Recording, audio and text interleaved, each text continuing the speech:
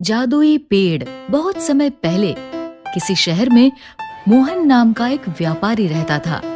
मोहन की बाजार में एक बहुत बड़ी दुकान थी। वो बड़े बाजार से सस्ते दामों पर माल लाकर उन्हें ऊंचे दाम पर बेचकर मोटा मुनाफा कमाता था। फिर गर्मियों के दिनों में मोहन बाजार से बहुत सारे पंखे खरीद लाया। मैं जानता हूँ तुम सब बहुत ही खराब और घटिया किस्म के पंखे हो और तुम में से कोई भी 2 दिन से ज्यादा नहीं चलेगा। फिर भी तुम देखना मैं कैसे तुम सभी को बेचकर मोटा मुनाफा कमाता हूँ। ऐसे ही अब मोहन रोज रोज झूठ बोलकर पंखे बेचने लगा। फिर एक दिन गोपाल नाम का एक भोला सा आदमी उसकी दुकान के पास से गुजर रहा था।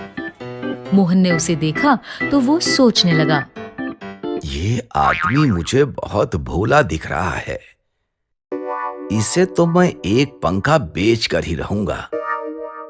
ये सोचकर उसने गोपाल को आवाज लगाई। अरे भाई साहब आइए, मैं आपको एक बहुत अच्छा पंखा दिखाता हूँ। सुनिए भाई साहब, बहुत गर्मी पड़ रही है, आप ये पंखा खरीद लीजिए। ये पंखा बहुत अच्छा है। मोहन की बात सुनकर गोपाल सोचने लगा, मेरे घर में तो पंखा है। याद आया, कल मेरे दोस्त अरुण का जन्मदिन है। ये पंखा मैं उसे गिफ्ट में दे देता हूँ। ये सोचकर उसने मोहन से कहा, ठीक है, आप मुझे एक पंखा दे दीजिए। जरूर जरूर। पंखा लेकर गोपाल सीधे अपने दोस्त अरुण के घर पहुंचा और अरुण को पंखा देते हुए बोला, अरुण मेरे दोस्त, ये लो तुम्हारा जन्मदिन का गिफ्ट। धन्यवाद दोस्त। ये पंखा बहुत अच्छा है, दुकानदार इसकी बहुत तारीफ कर रहा था। अच्छा, तो आओ इसे अभी चला कर देखते हैं। पास ही रख के टेबल पर रखा और फिर जैसे ही उसने उसकी तार का प्लग लगाया, पंखा बहुत तेजी से चलकर चलते चलते बंद हो गया। ये क्या हुआ? ये पंखा तो चलते चलते बंद हो गया, लेकिन उस दुकानदार ने तो कहा था ये पंखा कभी खराब नहीं होगा। लगता है उस दुकानदार ने झूठ बोलकर तुम्हें घटिया पंखा बेच दिया। गोपाल को ये जानकर बहुत दुख हुआ कि उसके साथ किसी ने जानबूझकर धोखा किया है। अरुण को बहुत बुरा लगा। उसने गुस्से में गोपाल से कहा, दुखी मत हो गोपाल, जिसने तुम्हें झूठ बोलकर ये बेकार पंखा बेचा है उसे इसकी सजा जरूर मिलेगी। तुम बस मुझे ये बताओ, उस आदमी की दुकान कहाँ है? पर तुम क्या करोगे? अब तुम देखते जाओ। अरुण मोहन की दुकान पर पहुंचा और बोला, अरे भाई साहब, क्या आप मुझे 500 रुपए दे सकते हैं? पर मैं तो तुम्हें जानता भी नहीं, मैं तुम्हें 500 रुपए क्यों दूंगा? वो इसलिए कि मेरे पास आपके लिए एक तरकीब है। कैसी तरकीब? तरकीब ये है कि अगर आप मुझे 500 रुपए देते हैं तो मैं कल सुबह आपको उसके बदले 1000 रुपए दूंगा। क्या सच में? हाँ। ठीक है, तो ये लो पैसे। मोहन ने लालच में आकर अरुण को 500 रुपए दे दिए। अरुण पैसे लेकर चला गया और अगली सुबह जैसे ही मोहन ने दुकान खोली, अरुण उसके पास आया और उसे 1000 रुपए देते हुए बोला, ये लो भाई साहब, आपके पूरे 1000 रुपए। पैसे देखकर मोहन बहुत खुश हुआ। 1000 रुपए? तुमने तो सच में मेरे पैसे को दुगना कर दिया।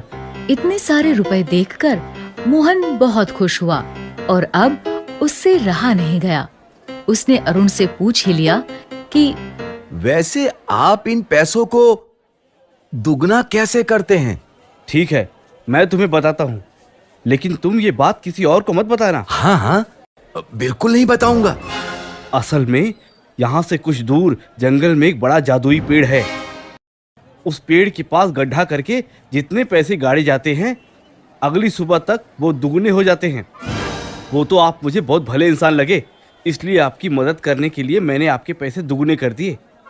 अच्छा, अब मैं चलता हूँ। ये कहकर अरुण वहां से चला गया। लेकिन ये सब जानकर मोहन के मन में लालच आ गई। ये सोचकर उसी रात मोहन एक बड़े से बोरे में अपने सारे पैसे भरकर जंगल में एक बड़े से पेड़ के नीचे पहुंचा।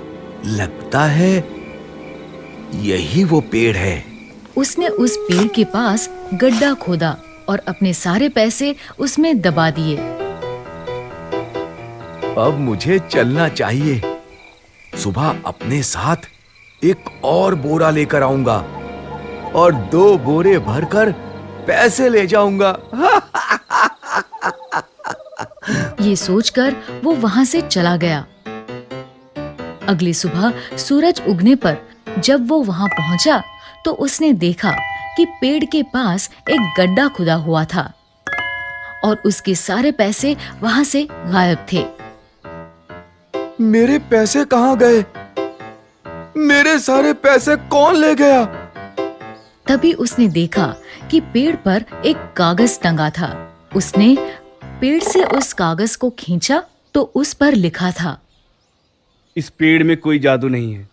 मैं जानता हूँ तुमने अपने लालच की वजह से आज तक बहुत से लोगों को झूठ बोलकर ठगा है, इसलिए मैं तुम्हारे सारे पैसे लेके जा रहा हूँ और इन पैसों को मैं उन सभी लोगों में बांट दूंगा जिनको तुमने अपने लालच के कारण ठगा है। ये पढ़ते ही मोहन समझ गया कि किसी ने उसे सबक सिखाया है। उसे अपनी करनी पर बहुत पछतावा हुआ और उसने तय किया कि आज के बाद मैं लालच में पड़कर कभी किसी को नहीं ठगूंगा। अगर आपको हमारी वीडियोस पसंद आ रहे हैं तो इन्हें लाइक करें, कमेंट करें और सब्सक्राइब करें।